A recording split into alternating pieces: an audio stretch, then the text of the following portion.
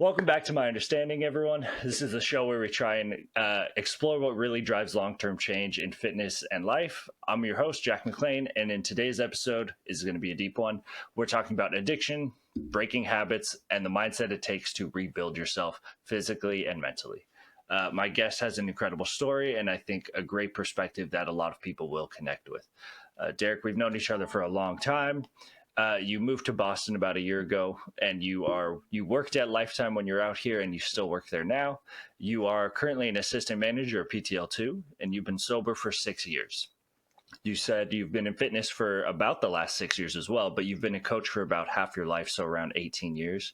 And I appreciate you joining me today. How are you doing? I'm good, man. I'm good. Outside of a little back pain, I feel pretty good. Oh no! But other than that, we're okay. What happened? Uh, age, I guess. I don't really know. I don't know. It's like one of those things. It just kind of comes and goes. I feel like I feel like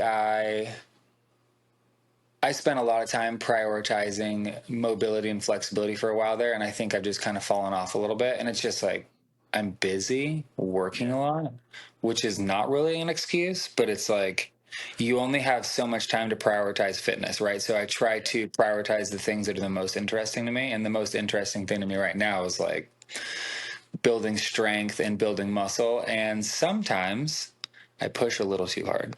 Mm, you So don't say. actually though, really, we reached a new level of fitness maturity this week Okay, because all right. normally when that pain happens, I just kind of push through it and I'm like, I will just pay for this later. I And got you. I didn't stop the workout or anything like that, but while I was squatting, I was feeling some back pain and I decided to just stop the Wow. squats and just move on to something else. When in previous sessions, I would just push through it. And again, just like pay the price later. And so I feel like I'm really maturing in my old age, which is really nice that we're getting there, making a lot of I mistakes. am so proud of you. I I am so appreciate proud of it. you. Thank you. Yeah. Yeah. That's a big milestone. We're doing big things here. You know what I mean? We're doing big, Yes. big things.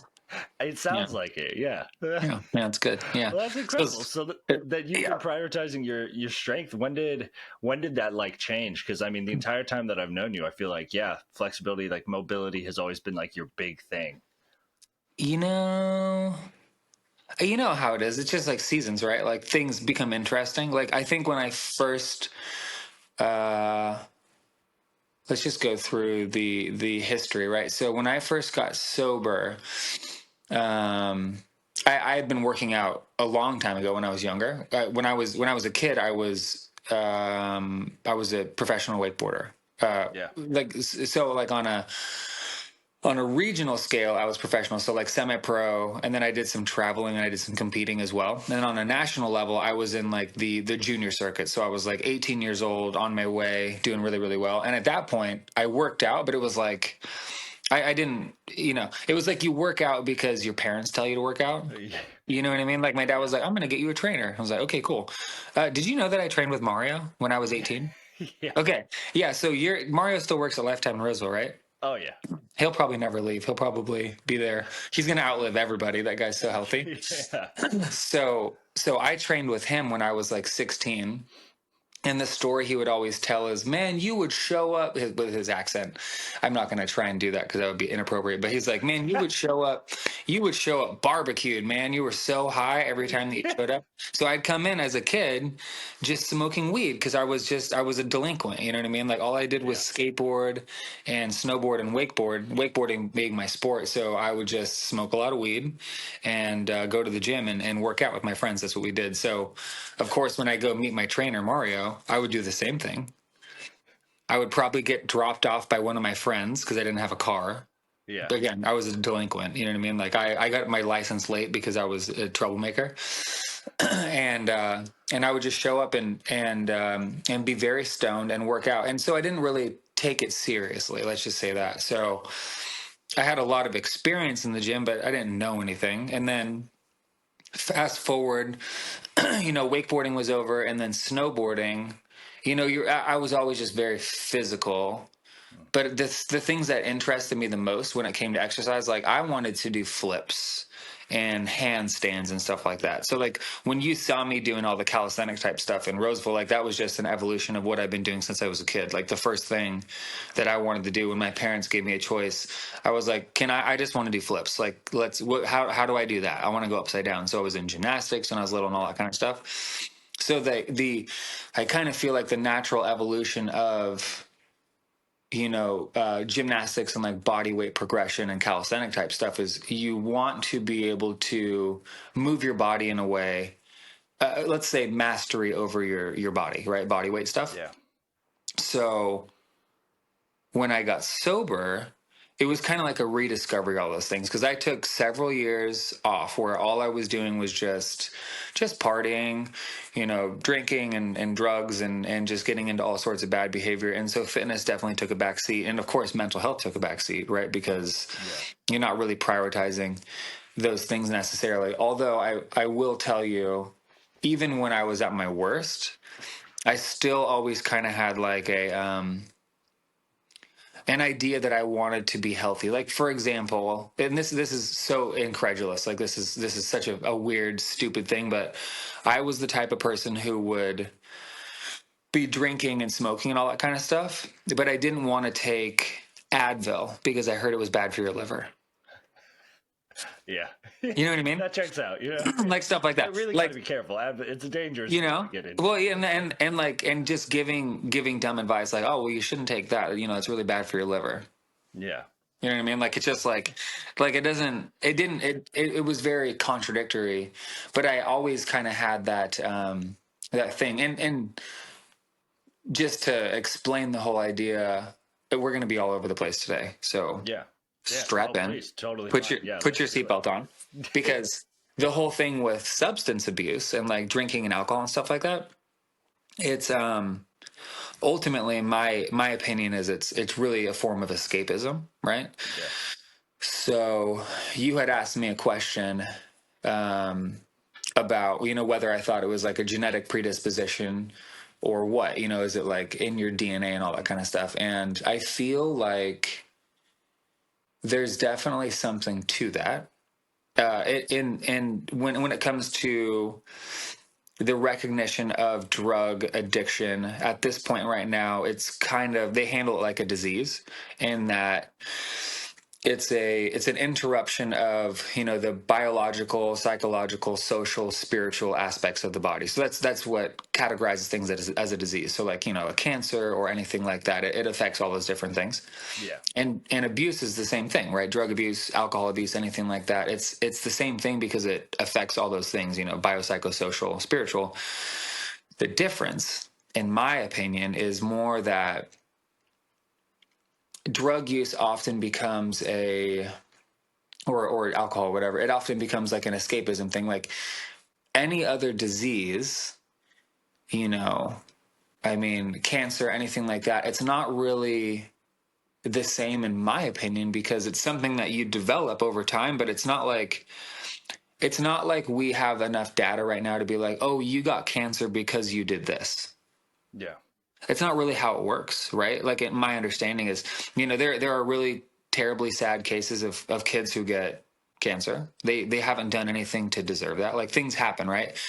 Yeah. But no one becomes an addict without actually putting something in their body under their own volition. Yeah. Except for the rare case where someone's forced to do drugs, which of course happens, but not my story, right? My story was that I was seeking escape through all these different things, call it anxiety or just like an inability to cope with life on life's terms, which is like kind of like sobriety language, where it's just, for me, I felt uncomfortable in my own skin. And as teenagers, did you feel that way too? All the time. Right. So it's not like it's not something that everyone doesn't go through. And the thing that, as we go through like addiction type stuff, what we talk about is, trying to come to terms with the way that we process experiences and process life. We have a tendency to think that we are terminally unique in that, my problems are different. That what I'm going through, like you couldn't possibly understand, Jack, what I'm going through. You know what I mean? And that's just not Yeah. true. You know, like we have a lot more in common as individuals than we really care to know. I mean, and Yeah. it's such an interesting topic right now because of our political climate. Like people are so this One way side or the versus other. that Yeah. side, and then it's like Yeah.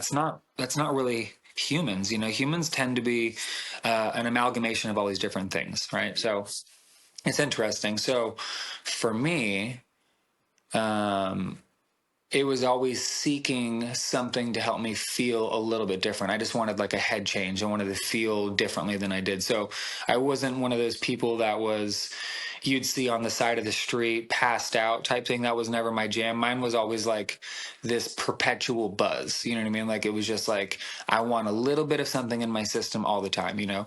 And nowadays what that looks like is, you know, I like coffee, caffeine, and that kind of stuff. You know what I mean? Like so for me, when I hit that point 6 years ago of needing to change things, it was like I didn't have anything else really to do with my time. And so fitness made the most sense because I've been moving around since I was a kid. I've been, you know, skateboarding and wakeboarding and stuff like that. But all I had available to me was like a small gym, which I was really fortunate to be in a recovery situation where we had a gym, which was really nice. So, you know, we would go to clinical settings during the day, but in the morning, every single day, we had access to a gym, 1 hour in the gym, and I'd go and get a workout. And so that's kind of how things evolved. And then from there, Yeah. and again, I'll probably backtrack a little bit here, but Yeah. Totally um, fine. moving forward from that, it was like an hour in the gym every single day, and I only had access to certain weights. So you can only do bodybuilding type stuff. You know what I mean? Like it was Yeah. like there's bench press and leg extension and like all the different things that conventional bodybuilding is. It's all we had. And the guy that I was working out with the most was jacked, big dude. This And is a so, massive guy. you know what I mean? He's a massive dude. I hope he's doing well. I have no idea. But that's all we had available to us. And then when I got a little bit of time under my belt and I was able to move away from the program and kind of have some autonomy and do my own thing, I got connected with a guy who had a boxing gym, I'm sure I've told you that I used to work at a boxing gym. Yeah. So Some he was great also in the memories. program. Yeah, it's fun part of the story. So he was also a sober guy as well, and he had a boxing gym that was kind of like his passion project. So I got a job over there working the front desk, and in his gym, it wasn't like a bodybuilding gym; it was a boxing gym. So there's like heavy bags, and we had a turf for sled, and you know, of course, like a boxing ring, and then also had some weights in the back. So there it was like, oh, now I have all this space. You know what I mean? So, Yeah. so instead of just staying in the back room with the weights, I'm like going out and doing handstands and stretching and moving around and stuff. And then one day, I was back squatting in the back room. There's the back squat again. So this is like the back Yeah. problem, right? So Yes. one day Yeah. I was back This is squatting how it all started. 225. This is it. It comes full circle already. So I was back squatting 225 by myself, and it was like Yeah. this was a while ago. So 225 was like I had just hit that weight, It's a big and milestone. it was a big milestone, and I was hitting 220 225 for 5, and on the fourth rep everything was totally fine. And on the fifth rep, Yeah. the last one, my back went out, and I racked the weight and I put it down, and I basically went to the floor. You know, it was really bad. Man. Oh, And jeez. so that would have been, I don't know, I guess that would have been like 4 years ago. And that was when mobility started, where it was like, okay, I Yeah. can't lift heavy. This hurts. My knee hurts because I tore my ACL when I was a kid wakeboarding. Like all these different things were bothering me. So that was when I found the mobility stuff. So it was like going back to basics and learning how to move my body. And so by the time that I met you at Lifetime, a couple years after that, I had already had to rebuild one time. You know what I mean? Where it was like, I guess rebuild 2 times, honestly, because there was a sobriety thing and then this injury. So that was when the mobility stuff started, like the Poliquin split squats, like the really big stretches, you know, Jefferson curls, all that kind of stuff that was really trying to, you know, rebuild that foundation in my joints to make them feel a little bit better. Yeah. So by the time that I got to Lifetime, that was where my head was at. Like I remember interviewing with Nick and they were asking me, what I was doing, what I was interested in. And like, that was it. It was like, oh, I'm doing all this mobility stuff and like moving, body weight, mobility, all that, and was really excited about it. And so that's always remained as far as like something I'm passionate about. Yeah. But let's be honest, I just do the bare minimum to I've never known you to maintain. go above and beyond. So No. It's minimum effective dose, my friend. Just like, yeah, what can I do? So just to get by. yeah, exactly. So I just I stretch a little bit, but definitely not enough. So like, again, coming back to the full circle right now, where my back's feeling a little tight, it's like I've definitely fallen out of that stuff because I've been working really hard on lifting heavy weight and a lot of hypertrophy type stuff lately. Yeah. Which has been great. It's been phenomenal. I feel really, really good, except for now it's the pain. The pain has come back. Yeah. So it's Right. probably time to do some more of that self-care type stuff, Yeah, definitely. Again, it's cyclical, right? So it's like these cycles that we go through. Yeah. It's just a full circle from the beginning. So Always. have you ever gotten like checked out in the sense of, okay, hey, is there something going, like, do you have a bulging disc or herniated disc at all? Is there something that keeps getting re-aggravated over time? No, I haven't. No, not at all. No, but I do have I have a massage therapist that I go to and I work with a little bit. And what we've come to the conclusion of is that I've got a lot of really tense like fascia in my lower back. Got it. So Okay. on occasion, I'll have him come through and I'll have him like scrape it out and really work that stuff. But I'm due. It's been a couple of months since we've done that. I haven't gone and done any imaging or anything like that because I got to be honest with you, man. It's like I don't want to be ignorant to what's going on in my body, but at the same time, I'm the type of person that really wants to figure out how to fix the thing. Yeah. I don't care what's wrong. Does that make sense? No, Like completely, yeah. in my opinion, it doesn't matter what an imaging says. And the reason I say that is because it's like statistically speaking, I had heard some crazy stat recently and who knows if it was true, but I liked it. So we're gonna go with it. And apparently it's this is that a big proportion of people that have imaging done, the imaging says there's something wrong, but they're asymptomatic. Yeah. So like bulging disc, all that kind of stuff. But it's like, oh, I have no pain, so everything is fine. Yes. So And then I think I know what statistic you're talking about because I was reading it in, Dr. Aaron Horschig, right? Yes. SWAT University guy. Yeah. Yes, so, absolutely. Yeah. He published a book called Rebuilding Milo. Rebuilding Milo, and yeah. in that book, he talks exactly about that, where it's like, I think he was saying, it's like, I think 30% of the people by the time they're 30 have a bulging disc but don't have pain. And then like 10% of like every decade, 10% more people or something like that have a bulging disc continue, but they just don't have any pain with it. Yeah. It's a very small percentage of people that actually have pain from that bulging disc. Right. And interestingly enough, there's a lot of people that are in pain, but there's nothing wrong. True. You know what I mean? So it's like, so when you ask if I've gotten any imaging done or anything like that, it's like, again, I don't feel at this point like I see as much benefit in going and being told there's something wrong. I'm more in the mindset these days of like trying to find a solution through exploration and like experimentation and all that kind of stuff. And I know that when I listen to my body, again, if I'm starting to have pain and I can listen to that and I start to dial things back and just start to change things around and start changing the way that I move. Like right now, my body's telling me, hey, you need to get back into more self myofascial release and foam rolling and maybe going and seeing my massage therapist more often and doing a little bit more therapeutic type stuff. Like we just went and did some hot cold therapy, like a contrast thing. So we did like ice bath, cold plunge, with sauna, that kind of stuff is what I'm leaning back into getting my body back into that position where it's like I do a little bit more recovery stuff. Because it's like, it's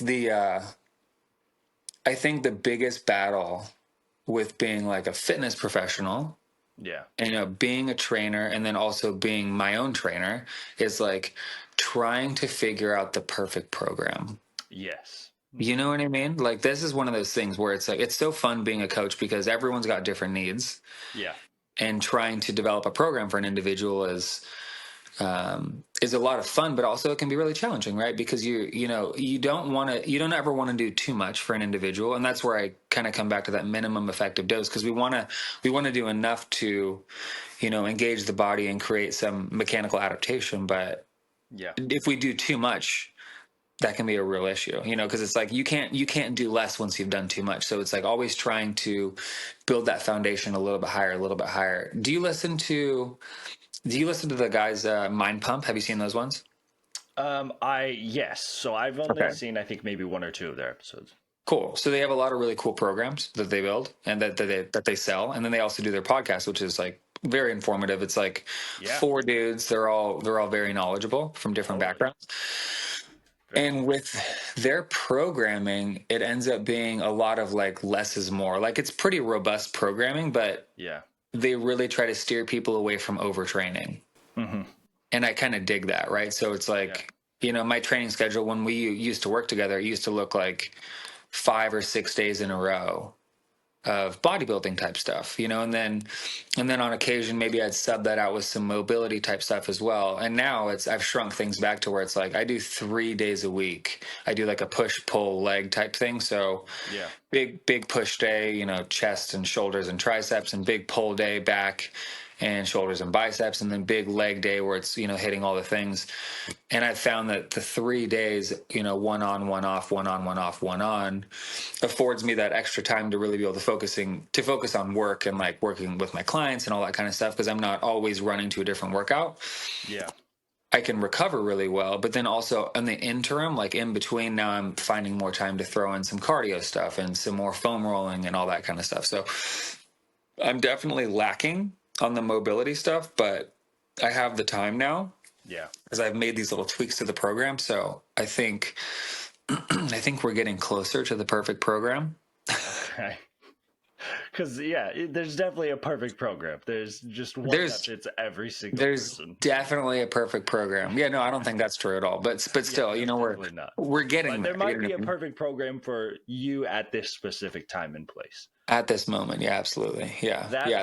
I think there probably could be. I think it's more likely that that's possible for like one person at a certain time and place. I think a perfect program could potentially be a thing, Yeah, but I couldn't tell you what it would look like right now. That would be yeah. extremely specific. What's your program right now? What are you doing? Video games? Yeah, all the time. Yeah, that's what I do. I actually drive home from work on my breaks just to play video games, and then I drive back. That's good. That's good. That checks out. Yeah, I don't actually work out. Yeah, that's good. No, I'm actually doing something somewhat similar. I kind of have like a push pull leg split right now. Yeah. Um, and I'm also doing a lot of like kind of strength and hypertrophy training. And for the first time in a long time, I've actually started gaining weight, which is so exciting. So yeah, Wow. we're about 195 right now. So that's super exciting. Wow. That's incredible. How tall are you again? We don't need to talk about it. Okay. How tall are you? I'm 6'3", so Okay, yeah. 195 is great. That's yeah. cool. So That's for cool. me, I was just stuck at 185 for so long that I'm like, Yeah. okay, I started like actually tracking my workouts and like trying to eat more. And who would have thought? You start progressing in both the weights and in your weight, and it's When wild how that works. when you say eating more, what kind of food are we talking about? The details don't matter. Okay. Okay, yeah. Yeah, no, I figured. Yeah. Totinos, pizza rolls, and yeah, I know how you eat. Uncrustables Uh-huh. and Yeah. Super yeah, healthy stuff. yeah, all the best stuff. Yeah, absolutely. No, I have been recently trying to dial in a bit more on that end. So I've That's been good. having a lot more like teriyaki chicken and rice. So we've stepped it up a little bit from Rice Krispie treats and Uncrustables. Hmm. So That's incredible. yeah, Really happy for you. yeah, hey, I am too. Yeah, stuff has been going well over here, so that's been nice. So what's the program? Did you build it? Is it your program or someone else's? So it's kind of a combo. I would say it's mainly my program, but then I have one of my other coworkers. She's been also kind of trying to do her own stuff, and so we've been like bouncing back and forth between like exercises and different types of workouts and what we should Cool. be doing. Nice. because she has a lot of like hip pain, especially like when she Mm. squats, but like on the like on more of like the psoas side. And so Yeah. we've been trying to like basically use like one of the HyperX guns, really dig in deep, have her stretching it out, and then a lot of the pain starts to go away, but it comes back because she doesn't know how to take care of herself and just pushes through the pain and doesn't like to do the stuff that's good for her. So Yeah, sure. Yeah. yeah, Yeah. but no, but it's been good. So we've been just really growing both in weight and strength, which has been super nice. So pull-ups have been really seeing a big improvement, which is exciting. Nice. Yeah. Nice. But yeah, real quick, I do want to hop back on track for just a quick second because Oh I have a yeah, question yeah. for you. Because Yeah. with you and you're swapping between like mobility and doing hypertrophy and strength, as well as kind of just your whole career, what do you feel like is kind of like the biggest mistake that people make when they're trying to change a habit? Mm, Or maybe like even for you, what was like your biggest mistake? it's a good question. I think that a lot of the time people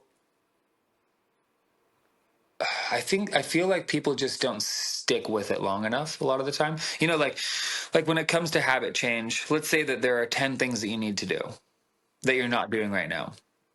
The idea of starting 10 new habits at once is a real that's a hard thing to do. Yeah. So I really think focusing on one thing at a time is very important. It's essential. But I think also people kind of overestimate how quickly things should change. Like they have expectations for, like, oh, I'm doing all these things now, and I just feel like I'm not seeing any progress or any growth, and they don't stick with it long enough. But I also think that people underestimate how big the impact can be from like the smallest change. But again, it takes a while. It takes a long time. So I feel like you know when it comes to habit change, like I tend to, the way that I coach is I tend to, like, if I'm going through with someone or I'm trying to involve a bunch of new habits, for example, like we have like the 30 strong thing going on right now. Yeah. Right. And so 30 strong, lifetime program, nice little way to get people back engaged after the summertime. We have like 8 to 10 habits on there. And so generally what I like to do with people is I go through, and I like to point out the wins to the individual first, right? Where it's like, hey, like, let's go through these. Which things are you already doing? Like, okay, cool, perfect. So let's check those off. Let's maintain those things, right? And then let's go through and let's determine which ones are going to be the hardest ones, and then we'll determine which ones are going to be the easiest ones, and try to get some easy wins first, right? So trying to Yeah. incorporate small little victories here and there, so kind of gives that feeling of success. If the individual, anyone, continues to fail over and over again because they set Yeah. that expectation too high, where it's like just an unattainable goal, for some people that can be really frustrating and really disheartening, and it makes it really challenging to keep going. So I really like to try to get people to focus on like the small wins and the things that are really attainable, and then just continue to build from that. Yeah. um, but again, it's like, it's you asked a really good question, and I feel like I'm kind of dancing around it, because it's habit change is a really tough thing for a lot of people, and I feel like,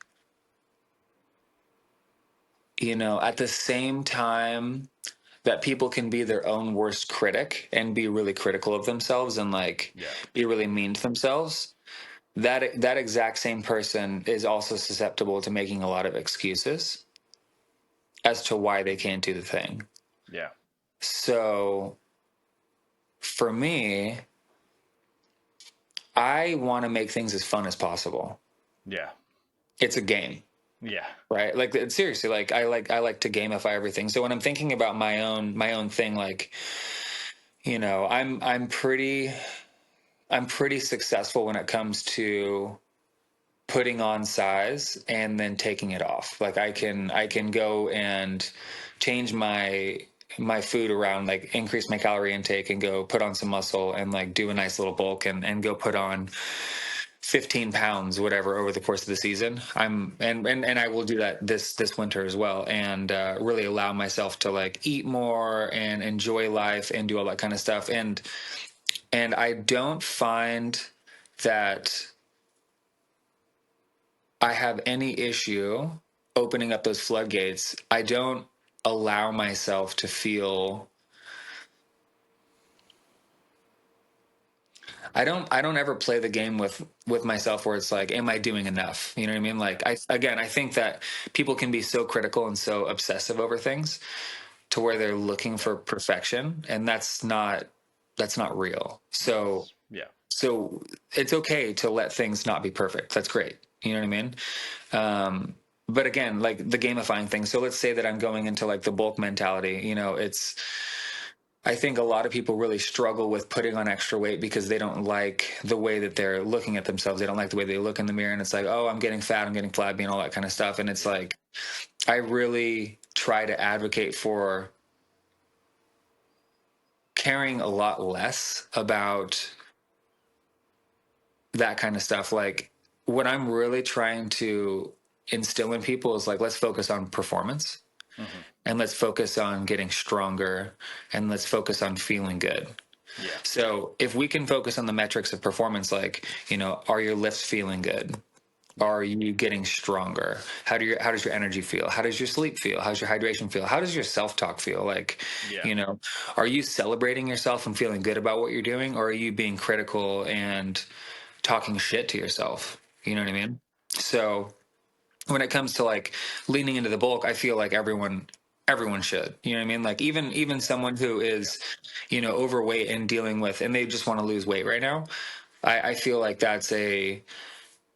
for most people, I feel like that's the wrong approach. I feel like most people should be focusing on performance and like building the skill set and getting stronger and lifting heavier and feeling really good moving. And I feel like if you do all those things for long enough, that the body composition kind of takes care of itself. But interestingly enough, along the way, when you practice all these different skill sets and get really good at lifting and get really good at moving and feel really good about that movement, it has a way of making you less critical of yourself Hmm. and more accepting of the body that you're in right now. Yeah. And it's interesting because, like we are in a world right now where there's a lot of celebration of like, like bigger body types, you know what I mean? Like love the body that you're in, all that kind of stuff. And all I would like to add to that is, yeah, absolutely. Definitely love the body that you're in, but also do the work that is necessary to make you love the body that you're in. Like Yeah. earn that love, you know what I mean? So, Yeah. so, again, like if we're talking about habit change and all that kind of stuff, what I see with a lot of people is, you know, oh, I can't bulk because I don't want to get fat. Yeah. So like this excuse of like, I don't want to do that because I don't want to get fat. I don't want to see the number on the scale go up. And then it's like, okay, cool. So then what do you want to do? Oh, I want to cut my calories way down and I want to lose fat. Like, okay, cool. So have you considered intermittent fasting? Oh, what's that? It would mean that you shrink your eating window to, you're fasting most of the day. You're going to wake up in the morning. You're not going to eat breakfast. You're going to skip that until lunch. You're going to eat 2 meals, lunch and dinner.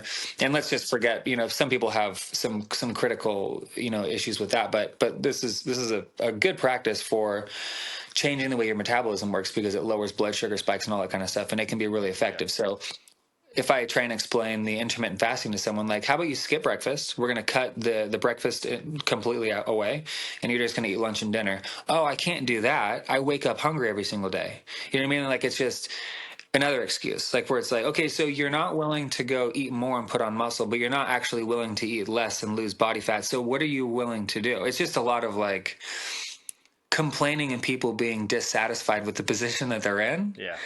but an inability to take action because they don't want to get uncomfortable.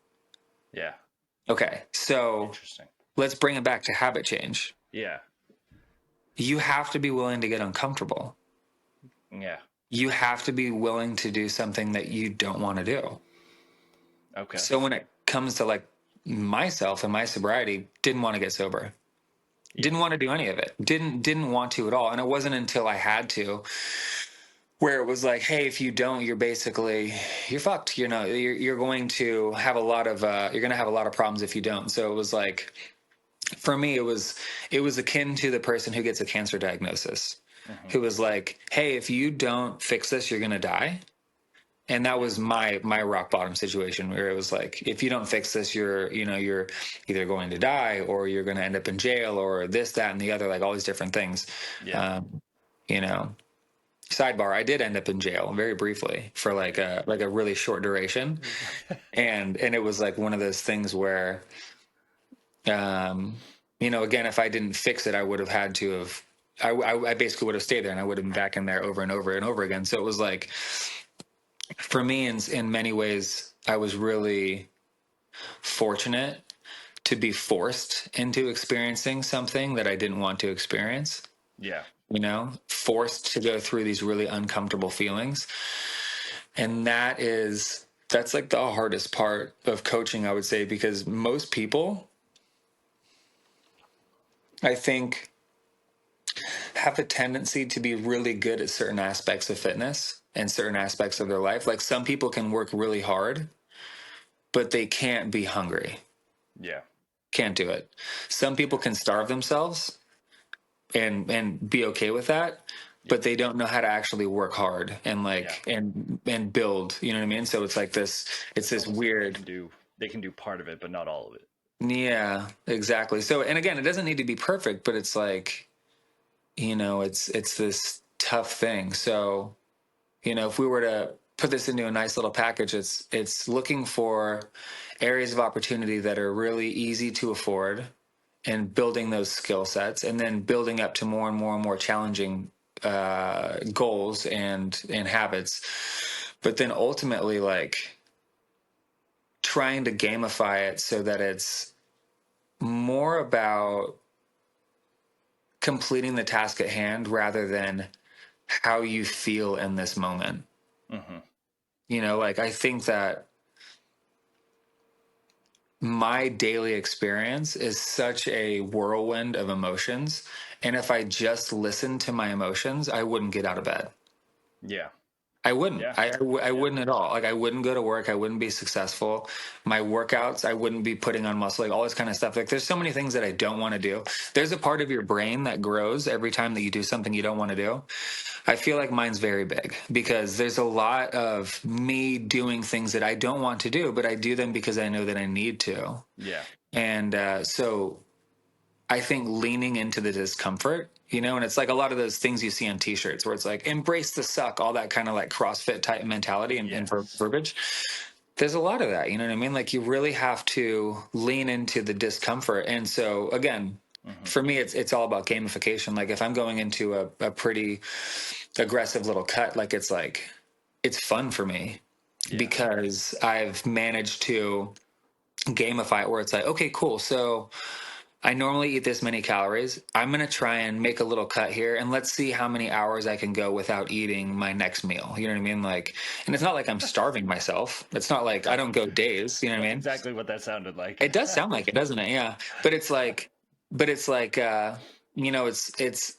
a game where it's like, if I start a cut, and I've been eating a lot of calories, now my metabolism is sped up. So the entire process of bulking is like, I'm adding calories. I'm eating even when I'm not hungry, because I'm trying to get as many calories into my body as I can so that my body can build as much muscle as possible. And my metabolism is speeding up along the way. And then when I go into the cut, now because I've been eating so much, my body gets really hungry. And so now I've got all these chemicals in my body. I've got this ghrelin signal telling me, hey, I'm now hungry all the time. So I wake up hungry and all that kind of stuff. I'm hungry throughout the entire day because I've gotten my body to a point where it's now my body needs more fuel. And so that pushback that I get where my body's like, hey, now you're super hungry. That's now the signal for me to be like, okay, cool. Now let's pull back on it and let's use some restraint. Let's gamify this. And like, I know it sounds like I'm trying to starve myself. That's not the case, Jack. I'm beginning to get a little worried. Are you okay? Reserve your judgment. Is Tori treating you all right over there? We're fine. She doesn't let me eat. No. So, so then the knowledge that I have, like, I still have macros to hit, right? Yeah. Okay. So I still have a protein goal. Yeah. And when it goes into a cut, as long as I'm still hitting my protein goal, right, which I'm eating protein and fats together, right? So as long as I'm hitting my protein goal, my calories can't get that low anyway. You know what I mean? Because I've still got fruit and all that kind of stuff in there as well. But what the difference is for me is it's like instead of eating every 2 hours, now I'm going to start eating every 3 hours. Yeah. And then from there, then I can move it to eating every 4 hours to where, it's, in my bulk, I started off, I'm eating like 6 times a day. And then eventually it shrinks back to like I'm eating 3 times a day, but I'm pushing that window back between meals every single time. So it's like wake up in the morning and then instead of eating a big breakfast in the morning, now I'm going to have like a protein coffee.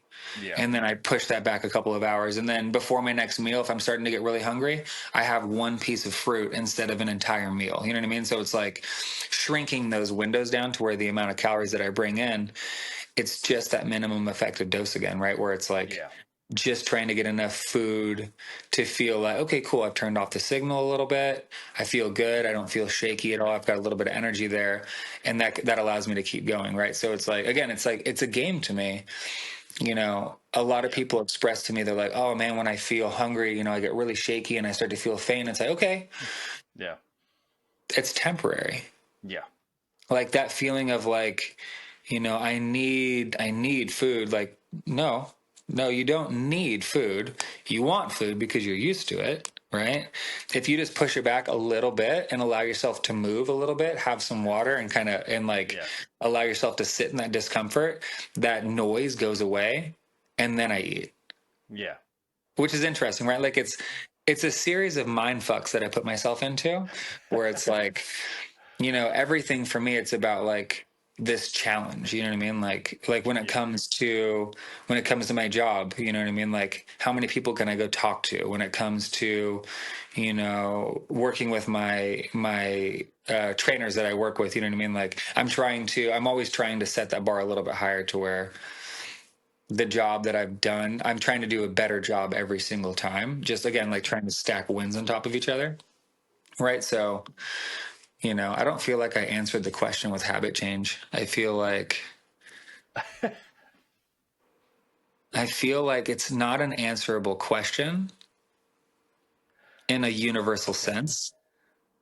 Fair. It's back to that what works for you type situation, what works for the individual, right? Okay. So it's like, That there's not necessarily like one big mistake, obviously, but there's like no. kind of like just mistakes that people just make on average Yeah, or it's that just people will it's just do. again, yeah, it's the same things. It's like people either overdo it or they underdo it. Yeah. And it's like I think that the biggest mistake that people make is they put way too much pressure on themselves to Hmm. be perfect, Yeah. and they get upset and they get frustrated and they Yeah. get super stressed out about it. And that doesn't lead to wins at all. Yeah. So if my one piece of advice is like, have fun. Yeah. Just have fun with it. Like you're conducting a long-term experiment on yourself. You know what I mean? Yeah. Like you are the laboratory. So the more that you can keep like a childlike sense of wonder and just have fun with it and like, let's see if this works. Let's see if this works. You Yeah. know what I mean? And like actually put some time into it and stay consistent with it over the course of however long to see Yeah. that experiment through. If we can just have fun and enjoy the process, oh, it's so much easier. So much easier. Again, Yeah. like the emotions get in the way. Hmm. They really do. So stop being emotional, Yeah. try to be clinical, and try to really just take off all those expectations and just have fun with it. And you're going to be so much happier with your fitness experience because it's meant to be fun. You know what I mean? Like the body is meant to move and it's meant to be experimented on by yourself. Like it's all these different things. Like your body is so adaptable. And if you can just have a good time with it, Yeah. it's so much more fun. That is awesome. I want to actually bring it back because I think you had said something that piqued my interest. You were talking about how like people will either, what was it? It was people will either starve themselves, but they don't know how to like push their body. They push like physically, or they will push physically, but or yeah, and don't know how to like starve themselves or hold off on their food. What kind of Let's not parallels use do starve themselves. Go ahead. Sorry. exactly? Yeah, no, you're Yeah. you're great. So I guess I was curious. I was like, what parallels would you have you seen then between training the body and training the mind? That's a good question. Um, you know what? Like, so training the mind's an interesting thing, right? Because as a human, there's a lot of discomfort, at least for me. Yeah.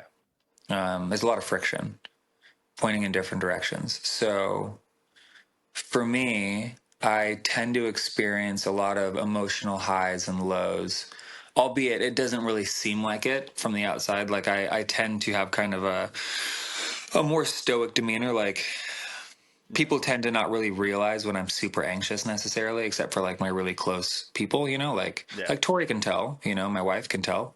But I'm pretty good at hiding it because it's just like a survival mechanism, right? So Yeah. it's like, it's an interesting thing. And what I've learned with the sobriety stuff is that, emotions tend to be fleeting. And so when it comes to the discomfort, it's like, I feel like people are always seeking some type of state change, whether it's substances or some type of distraction, phones, exercise, shopping, television, whatever that is. It's really, really easy. We are inundated with distractions all over the Yeah. place, right? So it's like Yeah. it's this weird thing where, I feel like people just aren't comfortable just sitting with themselves sometimes. Yeah. And I think that's a tough thing. And so for me, it's like, the parallel of training the mind and training the body. Like when I am exercising, when I'm working out, it can be really uncomfortable. Okay. I mean, really challenging. You're Yeah. mid set, you're trying to grind out some more reps. Maybe you increase the weight today, or maybe you're just trying to go slower. You're doing some tempo work or whatever. And you have to give it everything you can just to get that next rep. Mm-hmm. And you're not done yet. You have another rep to go and another rep to go. And Mm-hmm. it's just like one of those things where you really have to grind it out. I feel like there's an interesting parallel with life because that's really what we experience as people too. It's like these, we kind of go from situation to situation. Like, it when I'm saying it out loud, it sounds kind of dark, right? Like it sounds kind of cynical, but in my experience, I feel like the negative experiences, like the really hard emotions, Yeah. tend to overshadow the really positive stuff. Yeah. Trauma, for example, Yeah. right? Like one bad experience can form someone's entire existence. Yeah. It doesn't matter how many good experiences that they have. It's the hard stuff that really forms who they are. That's like what molds a person. So, Yeah. one person's worst experience is their worst experience. Doesn't matter how bad the experience it is, or it doesn't matter if it seems, inconsequential to someone else. Like that's irrelevant. Yeah. That one experience for that one person right now, the way that they're feeling that terrible feeling Yeah. experience, it's major. It's really, really big. And so again, it sounds kind of cynical, but it's like No, I think as that's. I honestly, I would agree. I apologize. Didn't mean to interrupt you there, but no, it's I fine. don't think it necessarily sounds cynical at all. I think that is a very. I think that's a very true statement. Yeah. It's kind of funny that you bring that up because that's something that my wife has told me in the past too, and I don't remember when. It's been a long time, but Yeah. that is, I think, a very big statement that you make, and I think it's a very true statement as well. It doesn't matter how you know how you use the word inconsequential it is to somebody else or not. Somebody's worst experience is their worst experience, and Yeah. that's just a fact. Like that's just something that they're dealing with, whether you think it's huge or not. Right. Right. Absolutely. So I it's think like, that's a big one. Yeah. yeah, it is. Right. So, the internal craziness that's going on while you're having that experience, it can feel like it's the end of the world. And, and most of the time it's not. Mm-hmm. Most of the time it's not. Most of the time it's, you're going to get through to the other side, and you're going to feel better when it's over, obviously, right? So it's like this weird thing. So my experience, with the addiction stuff, there was a rock bottom experience that was very hard. It was very, very tough to go through. It was like it was the rock bottom in that I didn't know how I was going to be able to survive the situation. You know what I mean? Like, I didn't know how I was going to be able to move on to the rest of my life. I didn't know that if I didn't know, I didn't know if I wanted to, you know what I mean? Like, it was like, I was having these moments where I was literally in my head trying to figure out how I could get out of it. Yeah. And like really get out of it. You know what I mean? Like, this was like a situation where it was like, I don't know if I want to go through this. You know what I mean? Mm-hmm. And I had a conversation with a psychiatrist, and I told her that I was really struggling. This is going to sound kind of cold, but it was the best thing ever. So I told her I was really struggling, and I said, I need help. I need drugs for this situation. And mind you, I was an addict, right? So this is drug seeking behavior. So this is not how a psychiatrist would handle it with a normal person necessarily. But it just so happens I was in jail at the moment. Okay. Got it. And I walked into her office, and I requested a meeting, and I walked in the office, and I was like, I'm struggling right now. Like, I can't do this. I feel terrible. I'm depressed, basically suicidal, all this kind of stuff. And she just looks at me in the eyes and she goes, yeah, you should feel that way. You messed up. Yeah. You are where you are because of the choices that you've made. Yeah. You're going to have to sit with those choices right now and figure out how to deal with it. Yeah. And like, that was what, you know what I mean? Like, I thought you were going to help me, you know what I mean?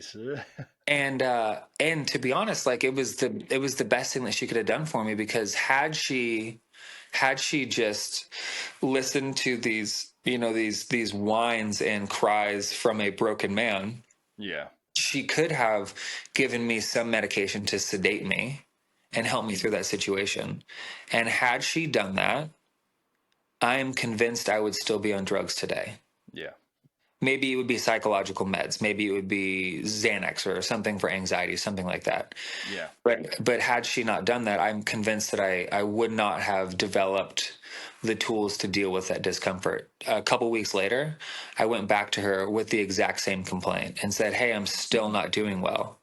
I'm still struggling. Yeah. She goes, you're still in jail. You're still here. Like, you should still feel that way. You know what I mean? Like, and again, I was like, I thought she was going to cave this time. You know what I mean? And she didn't. And it was at that point when I realized that I wasn't going to get what I wanted. Yeah. So I had to learn how to use what I had available to me. And what I had available to me was, self-reflection, meditation, prayer. Yeah. For my internal. I also had books for a little bit of entertainment. It's all I had. Television is not really, it wasn't like what I wanted to watch. So I was reading books. Fortunately, there was a lot of books and I read a lot of them. And I had exercise. I had like a little area that I could work out.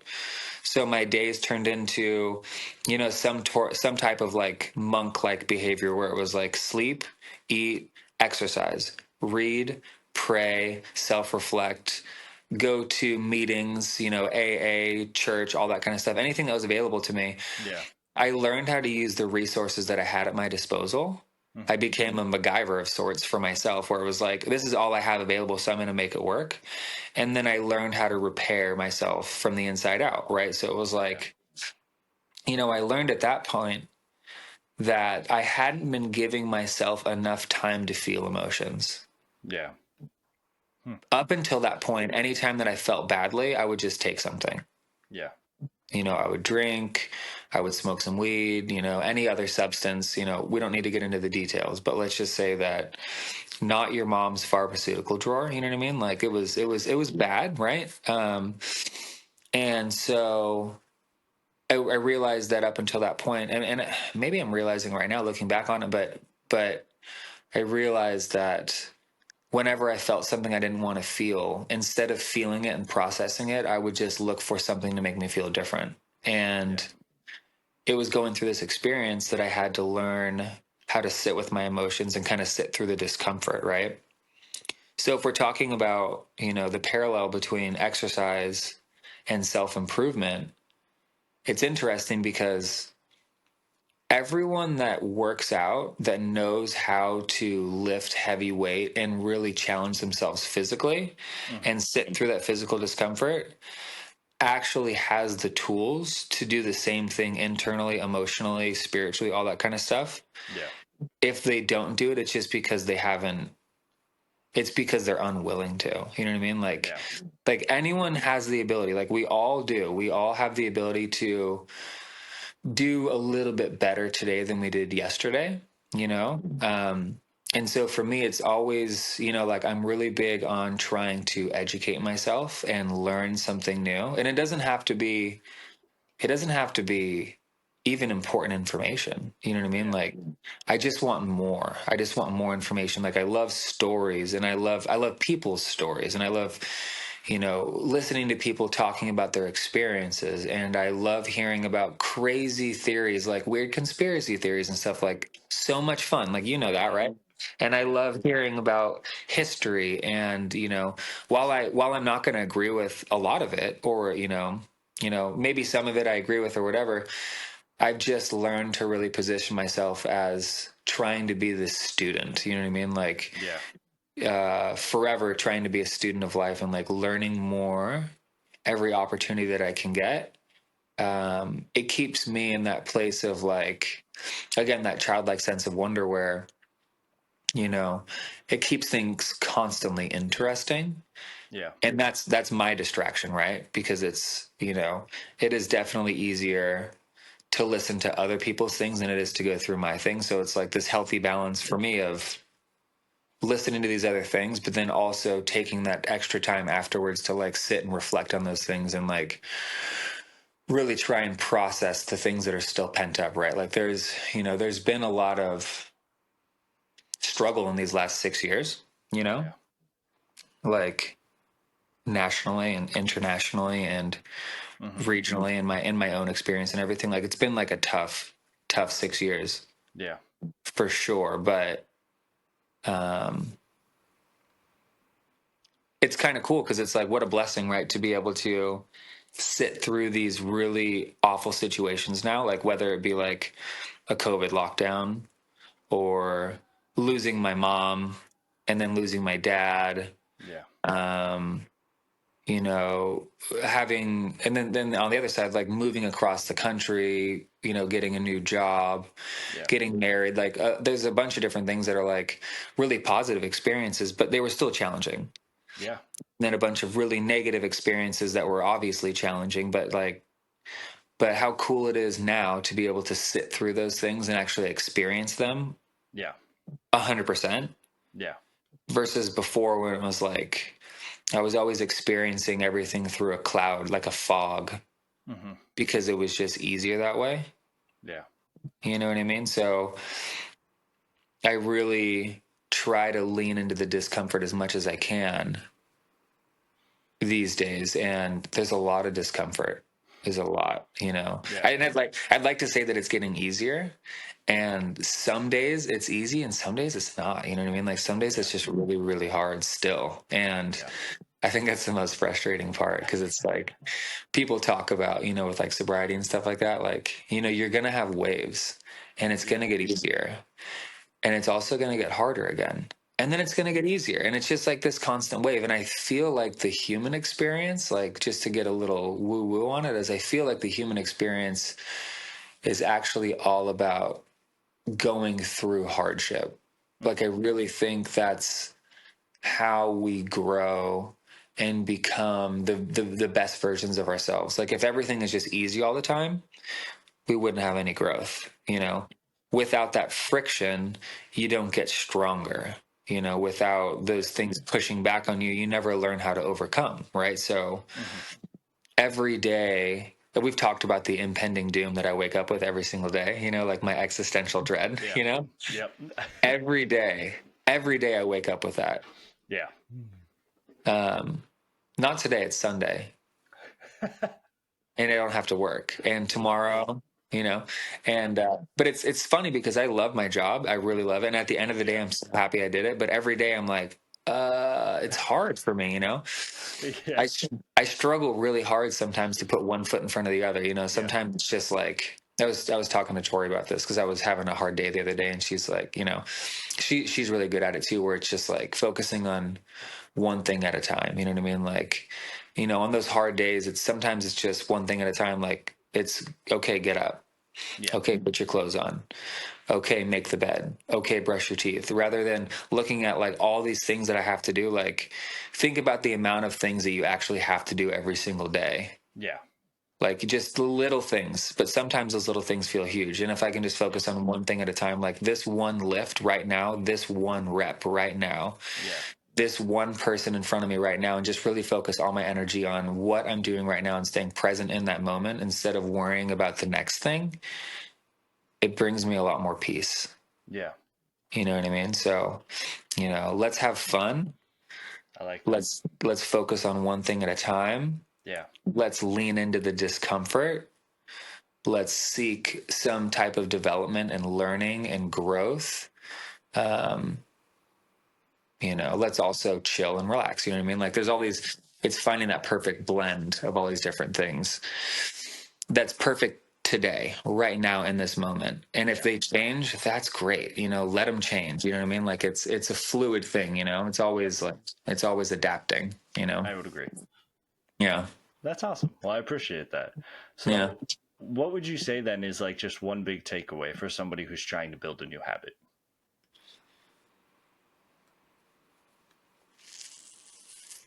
I think the biggest takeaway is have fun. Okay. You know what I mean? Like, I think that people are just too serious. I think that when it comes to change, you get things like the analysis paralysis of people where it's like, there's just so many things that need to change that I think that I need to change. And like, I just don't know where to start and all that kind of stuff. And it's just pick one, Yeah. pick one, lean into that thing, try to become a student of that thing and like, just learn a little bit about it. When you learn something, when you learn about something, you learn to revere it a little bit more and like understand the why behind it and why it's going to be beneficial or why it's not going to be beneficial. Like I think that if we take the approach of the student and just have fun with it versus just wanting to have the problem solved immediately, Yeah. lean into the journey of it. It's the journey, not the destination. Like all these different truisms that people say, right? It's really, if you can manage to have some fun with the experience, no matter how uncomfortable and weird it feels, if you can just try and approach it as like, okay, this is another challenge. Like, okay, cool. How are we going to get through this? And just try to stay in the solution rather than focusing on what the problem is. Yeah. I think that's probably my biggest takeaway is have fun with it, try to learn the solution and try to figure it out in a way that makes sense, but ultimately leads you to fun rather than stress. I think is the way to get there. Yeah. Stress is the silent killer, when it comes to weight loss, Just when it comes to sleep, anything like that at all. If you're way too stressed about it, you're not going to succeed in the way that you want to. And it's interesting too, because, as far as expectations are concerned, if you put too much expectation on something and you stress too much on like one specific outcome, let's say that you have a goal you're trying to achieve. Mm-hmm. And you really you vision board it and everything and you're like, oh man, I know exactly what I want, this A, B, C, D, and this is exactly what I want, and it's a big goal, and then you achieve most of it but not all of it, Yeah. and it's not perfect. If you need that perfect execution, no matter how far you come, you're always going to feel like you didn't complete it. Yeah. And that sucks. You know what I mean? Yeah. Like, Yeah. so it's that expectation of like, okay, cool. I have an idea of what I'd like versus I know exactly what I want. I have an idea of what I'd like. Yeah. And I'm going to try and figure out how to get as close to the goal as possible. Yeah. But I'm not going to stay attached to that end result because things change, things evolve, things move. And, if I can kind of wiggle my way around that end result and be okay with it not being perfect, then I'm going to get a lot more things done in my life versus just focusing on perfection. If I focus on perfection of one thing forever, I'm never going to finish it. And I'm never going to move on to the next thing, right? So it's like, don't focus on perfection, focus on progress, focus on performance, focus on fun and enjoying the experience. You know what I mean? Yeah. Those are my takeaways. I love that. I think those are some really good takeaways. I'm definitely gonna have to use some of those. I love the idea of just trying to have fun with it. I think that's a big one, and then always trying to learn. I've noticed that That's I've it. had the most success with certain things when I've just really tried to learn from them rather than like, oh, I'm gonna do this. I'm gonna be like, how am I gonna do this? How am I gonna get there? I Yeah. find that that's when I have the most success. So I love that. I think that's a big one. Thank you. Yeah. Yeah, absolutely. Yeah. Yeah, Well, it's good. Derek, yeah, I really appreciate you. I appreciate you coming on the podcast, being willing to talk about all this stuff and kind of share your story. So that means a lot, and it was great getting to see you. So thank you. Yeah, you too. Absolutely. Thank you. Yeah. Yeah. Thank everyone for listening. I will see you guys again next week on the next episode.